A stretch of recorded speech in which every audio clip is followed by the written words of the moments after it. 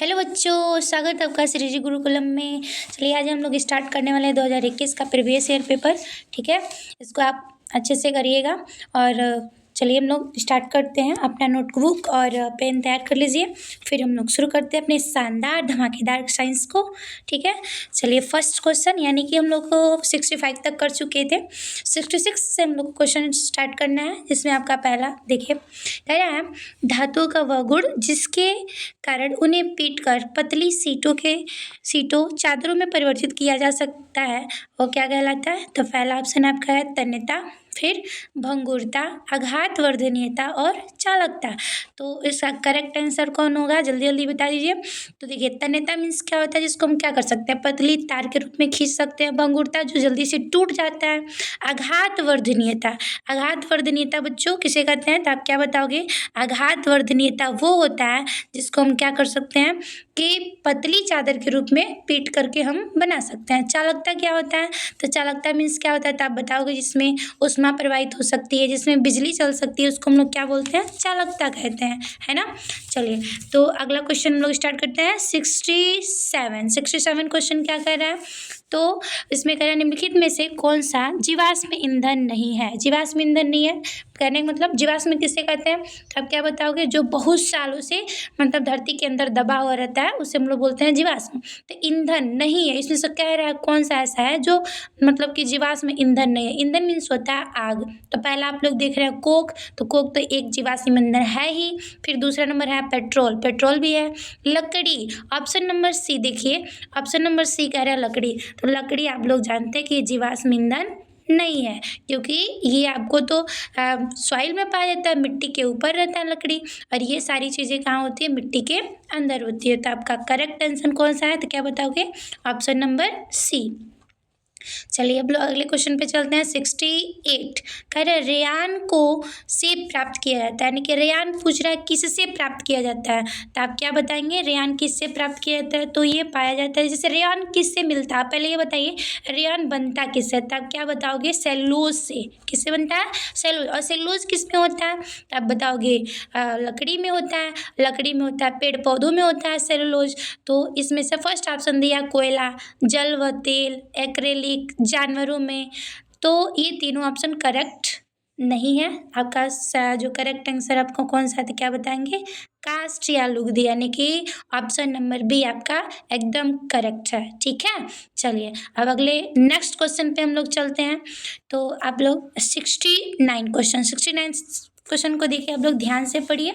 कह रहा है जब किसी तांबे कॉपर के बर्तन को लंबे समय तक नम मतलब क्या होता है? नमी वायु में रखे रहने दिया जाता है, तो उसकी सतह पर एक हल्की हरी परत जम जाती है। इस हरी परत का पदार्थ एक मिश्रण होता है जिसमें होते हैं, यानी कि जब हम क्या करते हैं, तांबे या कॉपर की जो बर्तन होते हैं, तांबे को ही हम लोग कॉपर बोला जाता है। ठीक है, करे उसकी बर्तन पे जब क्या करते हैं, लंबे समय तक वैसे नमी में हम लोग छोड़ देते हैं, तो उसमें एक पतली लेयर चढ़ जाती है, जिसको हम लोग क्या बोलते हैं? पतली लेयर जो चढ़ जाती है, ठीक है, उसको हम लोग बोलते हैं कॉपर कार्बोनेट या कॉपर हाइड्रोक्साइड। ठीक है, इसका कोई फार्मूला पूछेगा आपसे तो क्या बताओगे? तो इसका फार्मूला होता है CuCO3 इंटू, ठीक है, CuOH का होल ट्वाइस होता है ना। अब देखिए अगला क्वेश्चन, इसका आंसर आप क्या बताओगे? तो इसका आंसर होगा ऑप्शन नंबर कौन सा? तो ऑप्शन नंबर होता है आपका बी ऑप्शन, है ना। बी ऑप्शन कौन सा? कॉपर कार्बोनेट और कॉपर हाइड्रोक्साइड, है ना। चलिए अगला क्वेश्चन हम लोग चलते हैं। अगला क्वेश्चन कौन सा आपका? 70। ठीक है, कह रहे भूपर्पटी में सबसे अधिक प्रचुरता से पाए जाने वाले अधातु, यानी कि सबसे अधिक नॉन मेटल मीन्स होता है अधातु। भू माने होता है धरती, परपटी मतलब होता है कि जो पृथ्वी की जो फर्स्ट लेयर होती है, उसमें सबसे अधिक कौन सी ऐसी अधातु है जो क्या होती है? पहला नंबर देखिए, ऑप्शन नंबर दिया कार्बन, है ना। तो कार्बन तो ज़्यादा मात्रा में कह रहा है कि ये पहले क्वेश्चन आप ध्यान से पढ़ोगे, ध्यान से पढ़ोगे क्या कह रहा है कि भूपर्पटी में सबसे अधिक प्रचुरता से पाए जाने वाली अधातु का नाम बताना है, यानी कि वो धातु का नाम, अधातु का नाम बताइए जो भूपर्पटी यानी कि भू की जो धरती की जो फर्स्ट लेयर है उसमें सबसे अधिक पाया जाता है। तो सबसे अधिक आप देखोगे तो कार्बन तो सबसे अधिक पाया नहीं जाता है, हाइड्रोजन भी नहीं पाया जाता है।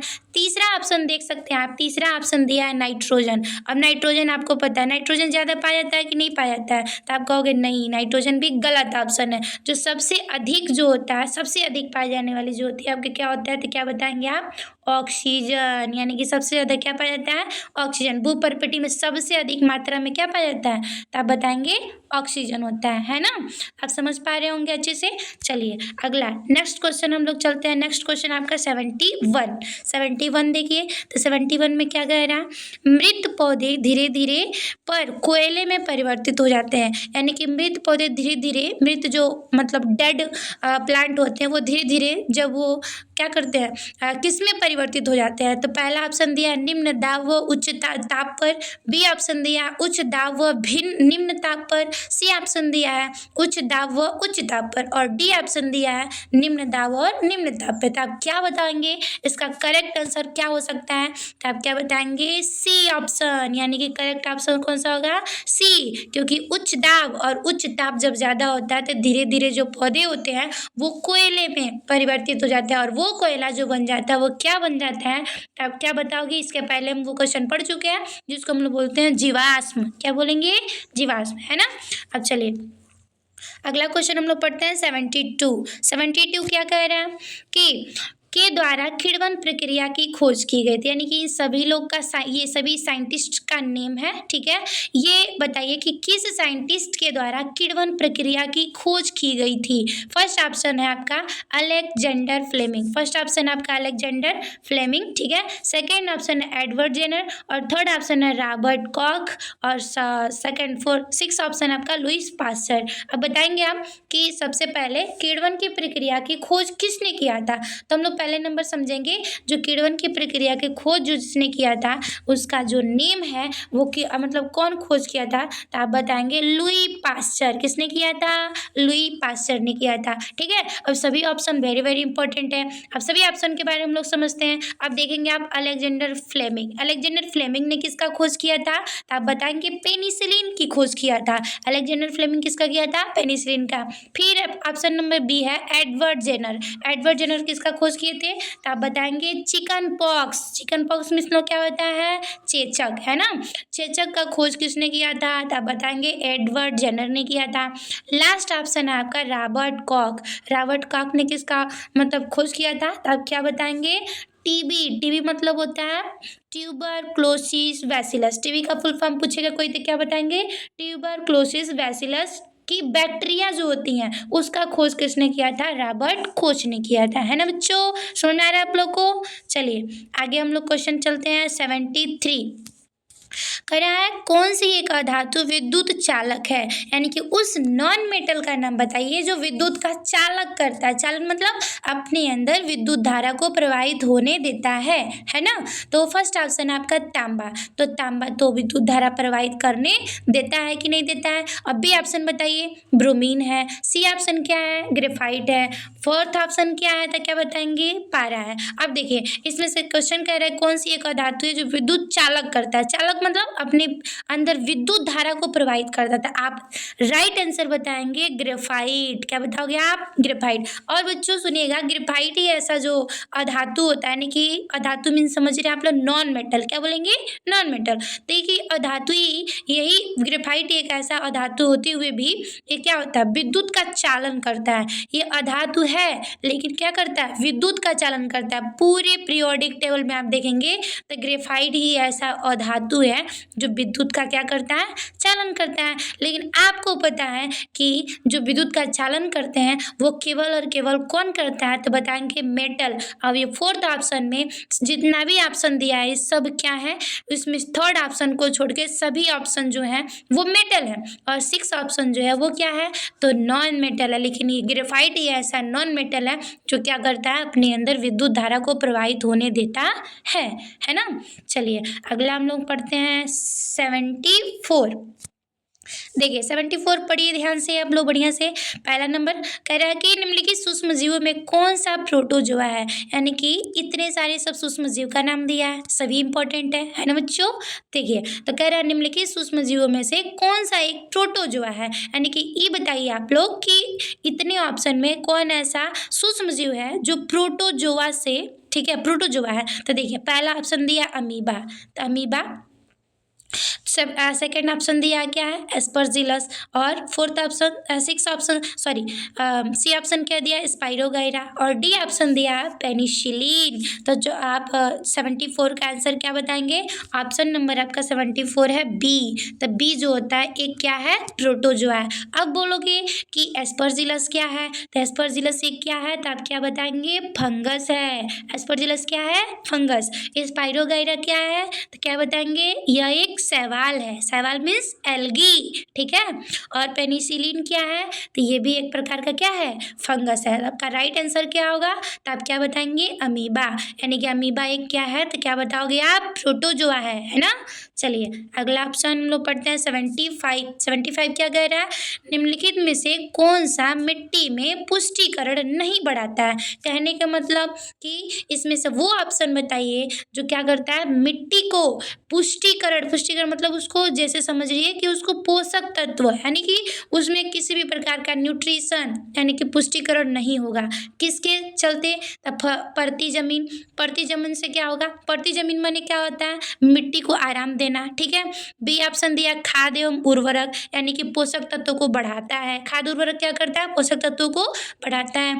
फसल का चक्रीकरण, ये क्या करता है, तो आप क्या बताएंगे, फसल का चक्र नाइट्रोजन को बढ़ाता है, नाइट्रोजन को बढ़ाने में मतलब सहायता करता है।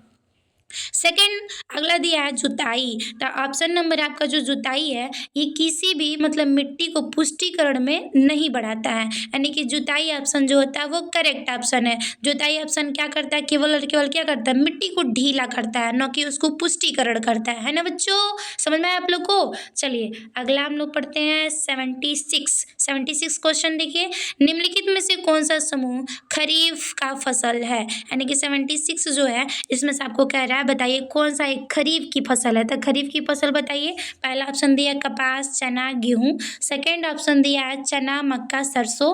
थर्ड ऑप्शन दिया मूंगफली, मटर और गेहूं। और डी ऑप्शन दिया आपका कपास, मक्का और धान, है ना।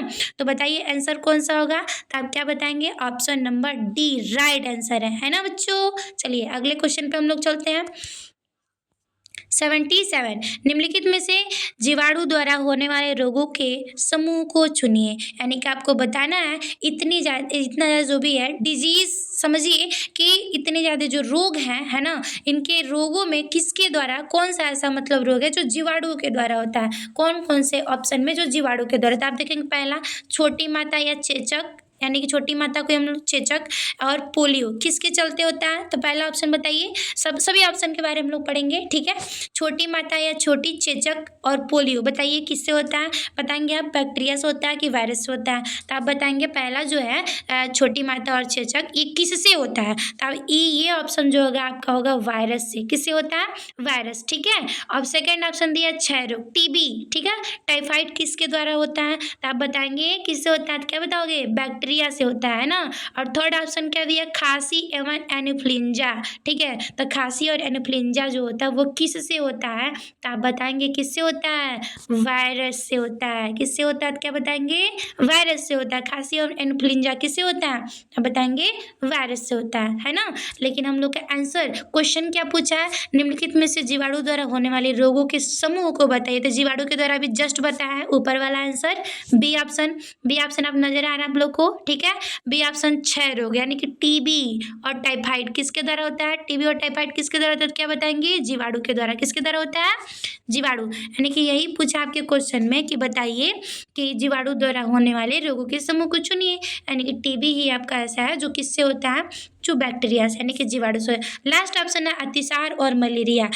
अतिसार जो होता है किससे होता है बच्चों, तो ये होता है बैक्टीरिया से। और मलेरिया किससे होता है, तो क्या बताएंगे, प्रोटोजोआ से। तो हमारा राइट आंसर कौन सा होगा, तो आप बताएंगे क्षय रोग और टाइफाइड, है ना। चलिए अगला 78 क्वेश्चन देखिए, यानी कि कह रहा है डोली, ठीक है, भेड़ का जन्म 5 जुलाई सन 1996 को हुआ था और वो अपनी पहली स्तनी प्राणी थी जिसे किसके द्वारा मतलब उसका जन्म हुआ था। अब समझिए डोली कौन थी। डोली बच्चों वो एक सबसे मतलब सबसे डोली भेड़ जो थी सबसे पहली स्तन मतलब धारी, जो कि इसको क्या किया गया था, डोली जो डोली का जो जन्म हुआ था without fertilization. Without fertilization, fertilization मैंने क्या होता है, निषेचन, है ना, यानी कि जिससे मेल और फीमेल गैमेट दोनों आपस में क्या करते हैं, फ्यूज करते हैं, यानी मेल्ट करते हैं। तो इसमें विदाउट मेल्ट हुए डोली भेड़ का क्या हुआ था, जन्म हुआ था। किस विधि से हुआ था, तो आप बताएंगे क्लोनिंग विधि। क्लोनिंग विधि यानी कि प्रतिरूपण, इसको क्या कहा जाता है, प्रतिरूपण। क्लोनिंग को हम लोग क्या बोलेंगे, प्रतिरूपण। विदाउट फर्टिलाइजेशन का जन्म हुआ था किसका, डोली भेड़ का। और दुनिया की फर्स्ट ऐसी भेड़ थी जिसका जन्म किसके द्वारा हुआ था, तो आप क्या बताएंगे, क्लोनिंग के द्वारा, है ना। तो आपका राइट आंसर कौन सा होगा, तो आप क्या बताओगे, राइट आंसर होगा आपका प्रतिरूपण, है ना। राइट आंसर बताइए, प्रतिरूपण होगा, है ना। चलिए आगे हम लोग बढ़ते हैं। आगे क्वेश्चन देखिए 79 पढ़िए। निम्नलिखित में से किन में बाह्य निषेचन अति सामान्य घटना है। बाह्य निषेचन मतलब क्या होता है, जिसका फर्टिलाइजेशन बाहर बाहर होता है, न कि बॉडी के अंदर। बॉडी के अंदर नहीं होता है। वही पूछा है कि कौन ऐसा इनमें से जो भी जीव हैं, ऑर्गेनिज्म है, जिसमें फर्टिलाइजेशन जो होता है वो बाहर होता है, यानी कि बॉडी के बाहर होता है। तो आप क्या बताओगे, पहला ऑप्शन दिया है मेंढक, मछली और चूहा। सेकेंड ऑप्शन दिया है टोड, मछली और बिल्ली। आप देखो मेंढक हो गया तो मछली हो गया, मछली तो पानी के अंदर रहती है, ठीक है। चूहा, चूहा तो बॉडी के अंदर फर्टिलाइजेशन होता है। टोड, मछली, बिल्ली। और बिल्ली आप एक ऑप्शन से हटाइए, ऑप्शन से हटाएंगे तो कब होता जाएगा, सी ऑप्शन देखिए टोड। टोड समझते हैं आप लोग, टोड। फिर मेंढक, तारामीन यानी कि स्टारफिश। आपका राइट आंसर जो होगा आपका क्या होगा, तब बताएंगे सी ऑप्शन, यानी कि टोड और मेंढक एंड स्टारफिश, है ना। राइट आंसर कौन सा होगा, तो क्या बताएंगे, सी ऑप्शन। क्यों सी ऑप्शन सही होगा, क्योंकि इसमें क्या होता है, फर्टिलाइजेशन जो होता है वो बाहर बाहर होता है। बाहर बाहर मतलब शरीर के बाहर होता है, न कि शरीर के अंदर होता है ना। चलिए सेकेंड ऑप्शन दिया आपका 80, क्वेश्चन नंबर दिया है 80, घर्षण के द्वारा बढ़ाया जाता है, यानी कि घर्षण किसके द्वारा बढ़ाया जाता है। ऑप्शन नंबर दिया स्नेहक, कैरम बोर्ड पर पाउडर छिड़कने से, सतह को समतल बनाने से, टायरों पर ऊपरी खुरदरी तला लगाने से। तो बताइए आप लोग फटाफट से किसके द्वारा बढ़ाया जाता है, तो आप क्या बताएंगे, 80 का क्वेश्चन नंबर बताइए किसके द्वारा हम क्या करते हैं, घर्षण को बढ़ाते हैं। आपका राइट आंसर होगा स्नेहक। स्नेहक मीन्स क्या होता है, जैसे कि जो भी ग्रीस वगैरह हो गया, तेल हो गया, ठीक है। अब देखिए अगला क्वेश्चन, अगला नंबर दिया है 81 क्वेश्चन ध्यान से पढ़िए। निम्नलिखित में से कौन सा मिलान सही है, आपको बताना है कौन सा ऐसा मिलान इसमें जो है वो सही ऑप्शन है ना। तो देखिए एड्रीनेलिन, एड्रीनेलिन कौन सा हार्मोन है, ये तो वृद्धि हार्मोन है, गलत ऑप्शन। इंसुलिन है, इंसुलिन स्त्री हार्मोन है, तो आप क्या बताओगे, ये भी गलत है। फिर दिया सी ऑप्शन एस्ट्रोजन, है ना। एस्ट्रोजन क्या होता है, तनाव मुक्तिपूर्ण हार्मोन है, ये भी गलत ऑप्शन है। टेस्टोस्टेरोन, टेस्टोस्टेरोन क्या होता है, आप बताएंगे मेल हार्मोन है, यानी कि पुरुष हार्मोन है, यानी कि पुरुषों में कौन सा हार्मोन पाया जाता है, तो आप क्या बताएंगे, टेस्टोस्टेरोन, है ना। चलिए 82 क्वेश्चन पढ़िए। कौन सा एक संपर्क बल है, आपको ऑप्शन देखना है और क्वेश्चन देखना है, ध्यान से पढ़ेंगे। करेक्ट, कौन सा एक संपर्क बल है, पहला ऑप्शन स्थिर वैद्युत बल, घर्षण बल, चुंबकीय बल, गुरुत्वीय बल। तो आप क्या बताएंगे, इसमें से राइट आंसर कौन सा होगा, तो क्या बताएंगे, जल्दी जल्दी बताइए, घर्षण बल। कौन सा होगा, घर्षण बल, यानी कि कौन सा ऑप्शन सही है, तो आप क्या बताएंगे, घर्षण बल एक क्या है, संपर्क बल है ना बच्चों। चलिए आगे 83 क्वेश्चन पढ़िए। कौन सा एक दाब की इकाई है, यानी कि आपको बताना है यूनिट। यूनिट मीन्स क्या होता है, इकाई। इसमें से आप बताओ कि कौन सा ऐसा मतलब कि इकाई है जो दाब का है, दाब का नहीं है, सॉरी कौन सा क्वेश्चन पूछा, ध्यान से पढ़ेंगे क्वेश्चन। कौन सा एक दाब की इकाई नहीं है, न्यूटन मीटर स्क्वायर है, नहीं है, कि न्यूटन मीटर के पावर 1 है, कि पास्कल है, कि डाइन सेंटीमीटर स्क्वायर है। बताइए जल्दी से, फटाफट से आंसर बताइए। तो आप क्या बताओगे, राइट आंसर कौन सा होगा, जल्दी जल्दी बताइए, फटाक से बताइए, न्यूटन मीटर पे पावर 1, ये दाब का इकाई नहीं है। बाकी ये तीनों ऑप्शन जो है वो दाब का इकाई है, यानी कि दाब को जो जो मापने का मेजर करने का यंत्र होता है, दाब का जो मात्रक होता है, इकाई होता है, वो होता है न्यूटन मीटर स्क्वायर, और क्या होता है पास्कल, और डाइन सेंटीमीटर स्क्वायर होता है। अंडरस्टैंड। चलिए 84, यदि हम निम्नलिखित ईंधन की समान मात्रा का पूर्णतः दहन करें तो इसके किसके दहन से हमें अधिकतम ऊष्मा प्राप्त होती है। दहन मतलब क्या होता है बच्चों, तो आप क्या बताओगे, जलना, है ना। दहन मीनिंग क्या होता है, जलना। तो देखिए पहला ऑप्शन दिया पेट्रोल, तो पेट्रोल ऑप्शन तो गलत ऑप्शन है, क्योंकि आपको क्वेश्चन क्या पूछा है, जिसके दहन से अधिकतम ऊष्मा प्राप्त हो, ऊष्मा मतलब टेम्परेचर, तो पहला पेट्रोल दिया है, गलत ऑप्शन। दूसरा नंबर दिया है द्रवित पेट्रोल गैस, द्रवित पेट्रोल एलपीजी का फुल फॉर्म जल्दी फटाफट बताइए, तो आप क्या बताएंगे, लिक्विड पेट्रोलियम गैस, इसका फुल फॉर्म क्या होता है, लिक्विड पेट्रोलियम गैस। ठीक है। सी ऑप्शन कौन सा है, डीजल, और डी ऑप्शन कौन है, संपीड़ित प्राकृतिक गैस। सीएनजी का फुल फॉर्म बताइए सब जल्दी से बताइए, कंप्रेस्ड नेचुरल गैस, क्या होता है, कंप्रेस्ड नेचुरल गैस। ठीक है, तो इसका राइट आंसर आप क्या बताओगे, जल्दी बताइए, फटाफट बताइए। राइट आंसर होगा आपका एलपीजी, यानी कि जो हम लोग क्या करते हैं, घर में यूज करते हैं, लिक्विड पेट्रोलियम गैस, है ना। चलिए आपका राइट आंसर होगा बी, है ना।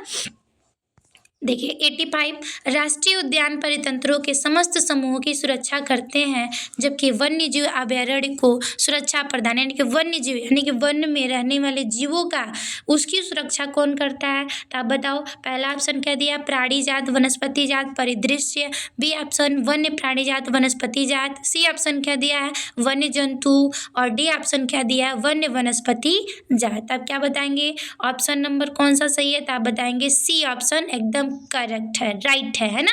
चलिए अगला हम लोग चलते हैं 86 देखिए फटाफट से बताइए आंसर।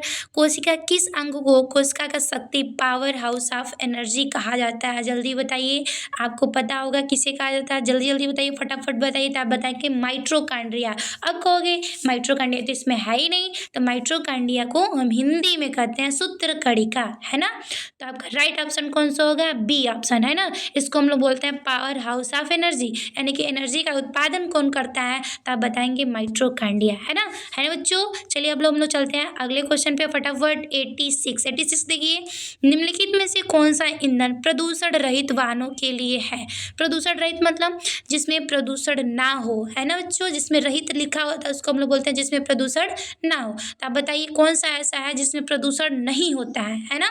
कौन सा, पहला ऑप्शन दिया पेट्रोल, दूसरा ऑप्शन दिया डीजल, तीसरा ऑप्शन दिया है मिट्टी का तेल, और डी ऑप्शन दिया आपका सीएनजी। तो बताइए कौन सा है आपका जो प्रदूषण को नहीं करता, बिल्कुल भी प्रदूषण नहीं करता है। आप क्या बताएंगे, सीएनजी, जिसको हम लोग क्या बोलते हैं, जल्दी बताइए। इसके पहले हम इसका फुल फॉर्म बताएं, सीएनजी का कंप्रेस्ड नेचुरल गैस, क्या बोला जाता है, कंप्रेस्ड नेचुरल गैस। तो आपका राइट आंसर है आपका डी, ठीक है। चलिए 88, निम्नलिखित में से कौन सा एक पादप कोशिकाओं में तो पाया जाता है परंतु जंतु कोशिका में नहीं पाया जाता है। तो आप क्या बताएंगे, सेल वॉल। सेल वॉल मतलब क्या होता है, कोशिका भित्ति, सॉरी क्या पूछा क्वेश्चन फिर पढ़िए। निम्नलिखित में से कौन सा एक पादप कोशिका में पाया जाता है परंतु जंतु कोशिका में, यानी कि एनिमल सेल में वो नहीं पाया जाता है, एंड प्लांट सेल में वो पाया जाता है। तो जल्दी बताइए इसका राइट आंसर कौन सा होगा। तो आप क्या बताएंगे, कोशिका भित्ति होता है कि कोशिका द्रव्य होता है, कोशिका झिल्ली होता है कि केंद्रक होता है। ठीक है, तो हम लोग का राइट आंसर कौन सा होगा बच्चों, तो यही होगा आपका फर्स्ट ऑप्शन ही होगा, क्योंकि जो कोशिका भित्ति होती है, सेल वॉल जो होता है, और केवल किसके अंदर पाया जाता है, तो आप बताएंगे केवल और केवल प्लांट में पाया जाता है, न कि एनिमल में। यानी कि हम लोग के अंदर जितने भी एनिमल होते हैं धरती पे, उनके अंदर सेल वॉल नहीं पाया जाता। किसके में पाया जाता है, आप क्या बताएंगे, केवल और केवल प्लांट में पाया जाता है ना। और ये भी पूछ सकता है कि बताइए कौन ऐसा ऑर्गन है जो जंतुओं में पाया जाता है लेकिन पादप में नहीं पाया जाता है, तो उसका आप अलग आंसर बताएंगे, है ना। क्वेश्चन बदल के दे सकता है, आप ध्यान से पढ़ेंगे क्वेश्चन को और फिर आंसर देंगे, है ना बच्चों। चलिए अगला आंसर हम लोग अगला क्वेश्चन देखते हैं।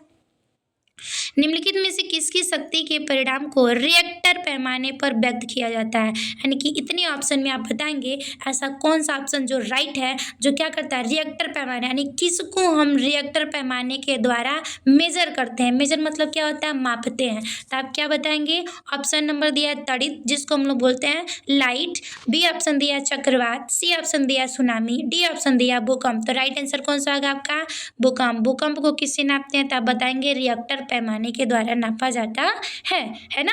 चलिए अगला क्वेश्चन हम लोग पढ़ते हैं। 89 तो हो चुका है, 90 देखिए, निम्नलिखित में से कौन सा वायु प्रदूषण पेट्रोल और डीजल के अपूर्ण दहन से उत्पन्न होता है ना।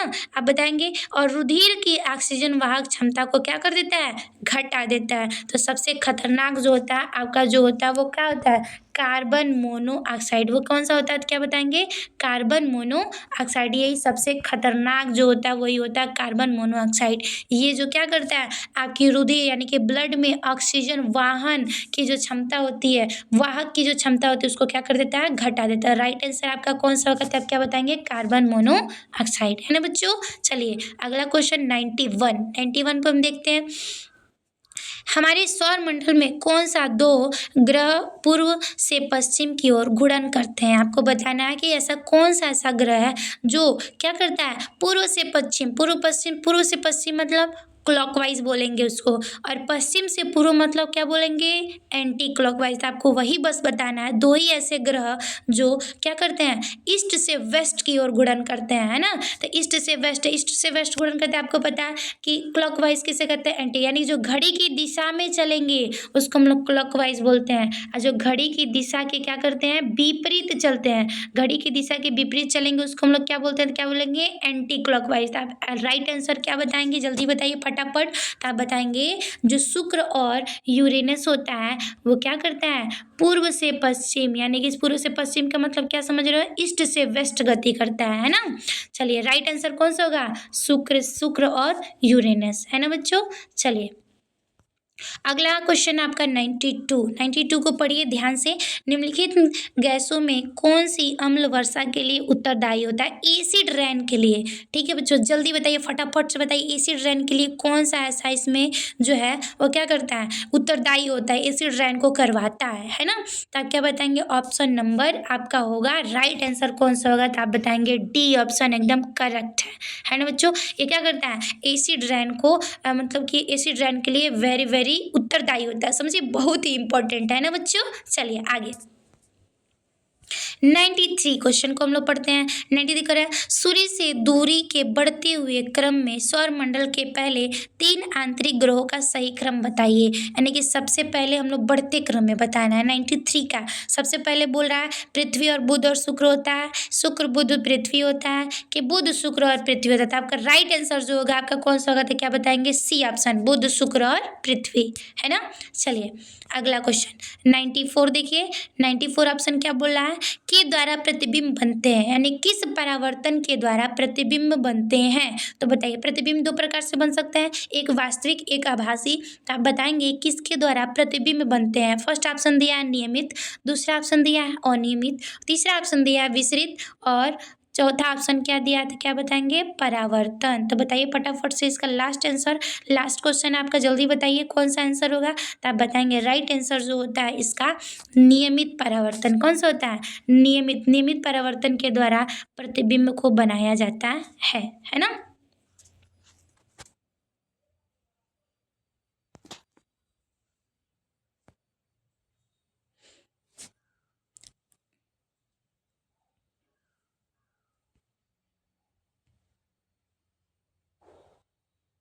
अगला क्वेश्चन पढ़िए फटाफट से पढ़िए। 95 ध्वनि की निम्नलिखित विशेषताओं में कौन सी कंपन के आयाम पर निर्भर करती है। आयाम क्या होता है बच्चों, तो आप क्या होगे, जिसकी तारत्व ज़्यादा है ना। तारत्व मतलब क्या होता है, ये होता है आपका तारत्व, जो हम बना रहे हैं आपको नजर आ रहा होगा, ये होता है तारत्व, है ना। क्वेश्चन पढ़िए अभी आपको समझ में आएगा।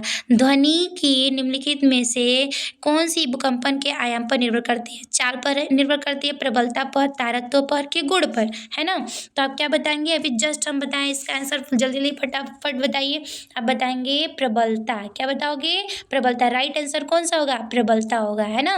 अब देखिए अगला 95 हो गया। 96 पढ़ते हैं। निम्नलिखित में से किस में विद्युत धारा प्रवाहित नहीं होती है, यानी कि क्या बताइए जो विद्युत धारा जिसमें से प्रवाहित होता ही नहीं है। तो ऑप्शन नंबर ए देखिए, हाइड्रोक्लोरिक अम्ल का विलयन, तांबे का तार, ठोस सोडियम क्लोराइड या पिघला हुआ सोडियम क्लोराइड। राइट ऑप्शन बताइए फटाफट से। तो आप क्या बताएंगे? 96 का क्या होगा?